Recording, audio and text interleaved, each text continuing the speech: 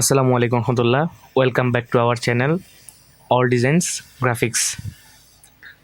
তো আমি সৈকত আপনাদের সাথে আছি গ্রাফিক্স ডিজাইন রিলেটেড সমস্ত বিষয় নিয়ে।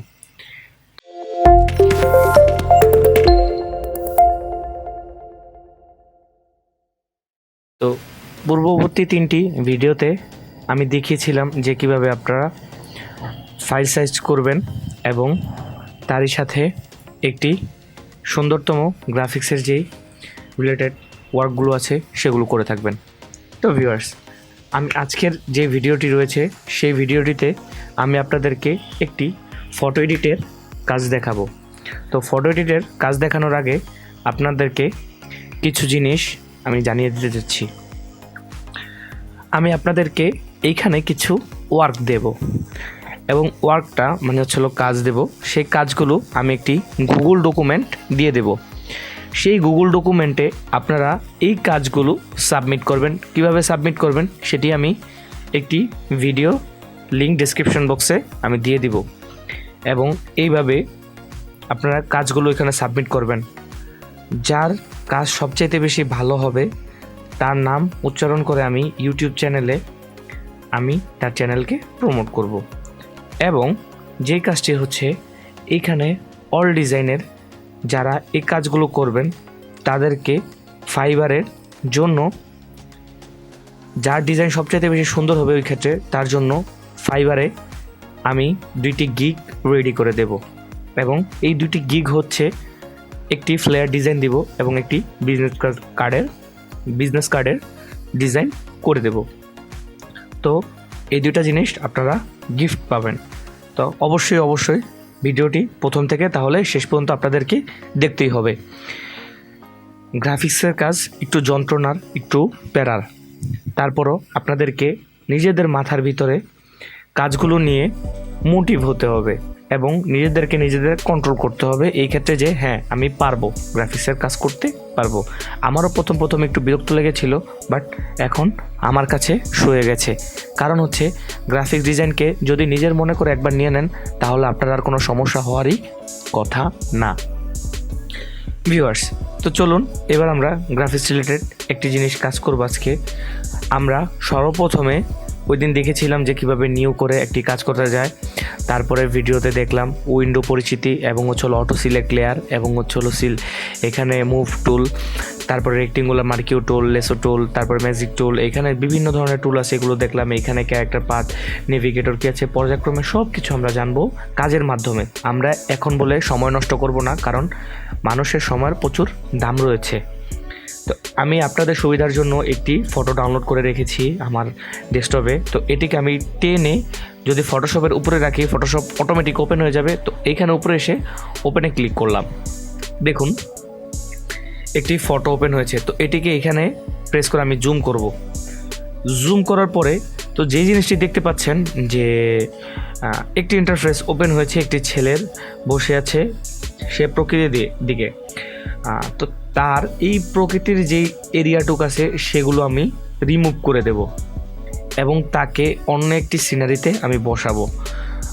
তো সেই জন্য আমি কি করব, তো তার এই পজিশনটি রিমুভ করার জন্য প্রথমে আমার ব্যাকগ্রাউন্ডের যে লকটি রয়েছে, ব্যাকগ্রাউন্ড লকটি হয়ে আছে এখানে আপনারা দেখতে পাচ্ছেন ব্যাকগ্রাউন্ড লক হয়ে আছে। তো এই ব্যাকগ্রাউন্ডের লকটা উঠানো লাগবে। তো ব্যাকগ্রাউন্ডের লকটা আপনারা কীভাবে উঠাবেন, ব্যাকগ্রাউন্ডের এই লকের উপরে মাউসে লেফটে 2বার ক্লিক করবেন। 2বার ক্লিক করার পরে দেখবেন এখানে লেয়ার 0 লেখা আছে। তো এখানে আপনারা ওকে প্রেস করে দেবেন, কিছু নাড়াচাড়া করার প্রয়োজন নেই। এখানে ওকে প্রেস করে দেওয়ার পর দেখেন এখানে আমার আর এখানে লকটি নেই। তো আমরা ব্যাকগ্রাউন্ড কিভাবে রিমুভ করে ফেলবো, ব্যাকগ্রাউন্ড রিমুভের সাথে মোটামুটি অনেকেই পরিচিত আছেন। তো ব্যাকগ্রাউন্ড রিমুভের সবচেয়ে সহজ উপায় হচ্ছে ম্যাজিক টুল ইউজ করা, কিন্তু আমরা এই ক্ষেত্রে ম্যাজিক টুল ইউজ করব না। কেন করব না, আমরা যদি একটি ছবির পারফেক্ট এন্ডিং পেতে চাই সেজন্য আমাকে অবশ্যই ভালো কোনো একটা টুল ইউজ করা প্রয়োজন। তো সেই টুল ইউজের জন্য আমি এখানে ইউজ করব পেন টুল। কেন পেন টুল ইউজ করব, পেন টুলের ভিতর অনেকগুলা ট্রান্সফরমেশন টুল থাকে যেগুলো দিয়ে আমরা অটোমেটিক যে কোনো কাজ করতে পারি। তো এখন আমি ছবিটিকে যদি একটু জুম করি জুম করে নিচের দিকে নিয়ে আসলে আমি একটা নেভিগেটর পাথ দেখতে পাচ্ছি। তো নেভিগেটর এইখানে আমি একটি ফার্স্ট ক্লিক করলাম। ক্লিক করার পর দেখেন অটোমেটিকলি এটি একটি ডিস্ট্রক্ট হয়ে আছে। আমি যদি একটু উপরে ক্লিক করি দেখেন এটার সাথে এটা কানেক্টেড। তো আমরা নেভিগেটর টুলে দিয়ে আমরা হচ্ছে টোটালি সিলেক্ট করে একটু জুম করে নিলাম, জুতোর কাছে চলে যাব। তো আস্তে আস্তে টেনে নিচ্ছি। তো এতটুকু আনার পর আমরা যদি মাউসের টাকের লেফট বাটন ধরে আমরা এদিক ওদিক টানতে থাকি তাহলে দেখব যে এটা বিভিন্ন শেপ বা অ্যাঙ্গেলে যাচ্ছে। তো আমরা আমাদের সুবিধা মতো যতটুকু প্রয়োজন ততটুকু করব। তো এখন যদি আপনি যদি এই জায়গাটাতে যদি প্রেস করেন নতুন করে দেখেন আপনার কিন্তু কেমন যেন হয়ে আছে। তো এইখানে কাজটা করতে হবে কি, কেন এরকম হলো সেই জিনিসটা যদি আমি আরেকটু জুম করে দেখাই আপনাদেরকে তো আপনারা বুঝতে পারবেন জিনিসটা। তো এই জায়গাটাতে আমি ক্লিক করলাম, দেখছেন একটা অ্যাঙ্গেল শেপ হয়ে আছে। কেন অ্যাঙ্গেলটা শেপ হলো, এই যে এইখানে দেখেন একটা লাইন টুল কিন্তু অ্যাডজাস্টমেন্ট হয়ে আছে। তো আমাদের কিবোর্ডের অল্টার প্রেস করে যদি এই মাঝখানটাতে যদি আমরা ক্লিক করি তো দেখেন একটা কিন্তু শেপ ভেঙে গেছে অলরেডি। তো ভেঙে যাওয়ার পরে এখানে যদি আমি প্রেস করি তো দেখেন জিনিসটা সোজা চলে আসছে। বাহ কি সুন্দর, তাই না? আচ্ছা, এইখান সোজা যদি চলে আসে তো এই জিনিসটাকে আমি যদি এভাবে টানি, সোজা টানতে থাকি তো দেখুন আমার কিন্তু পেন টুলের কাজ অটোমেটিক হয়ে গেছে, তাই তো? কি সহজ, তাই না? এখানে আমি রিমুভ করে দিলাম। তো আমি আমার নিজের সুবিধা মতো আমি ভিডিওটিকে টেনে দিচ্ছি এই জন্য যে আমি কাজটা দ্রুত একটু শেষ করে ফেলি যাতে আপনাদের সুবিধা হয় বোঝার জন্য। আপনারা কাজটা করতে থাকুন। ভিডিও ডেসক্রিপশন বক্সে আমি এটির ছবিটি দিয়ে দেব আপনাদেরকে।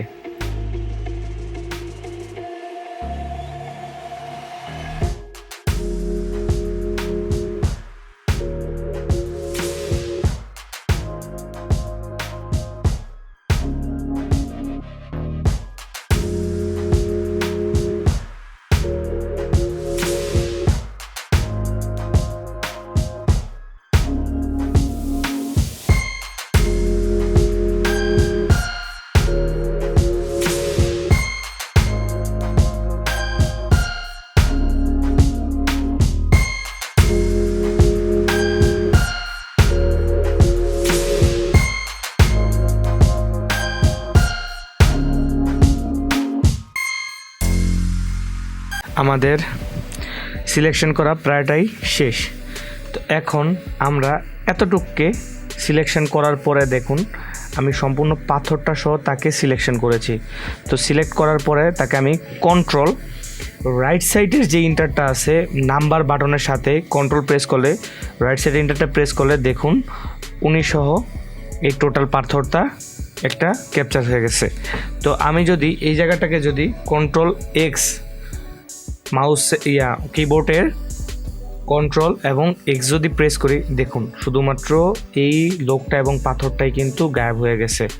তো এখন আমি করব কি যে কন্ট্রোল আমি একটি নতুন লেয়ার ক্রিয়েট করি। লেয়ার ক্রিয়েট করার পর আমি এখানে পেস্ট করি জিনিসটা এবং নিচে যে লেয়ারটি আছে সেই লেয়ারটি ডিলিট করে দিই। তো দেখুন আমার একটা পারফেক্ট ফিনিশ দেখতে পাচ্ছেন। তো এটি হচ্ছিল একটা ফিনিশার, যে এটাই মূলত পেন টুলের কাজ। তো আমি আপনাদের বোঝার সুবিধার্থে আমি এই জায়গাটা আবার রিপিট করতেছি যে কিভাবে কাজটা করলাম।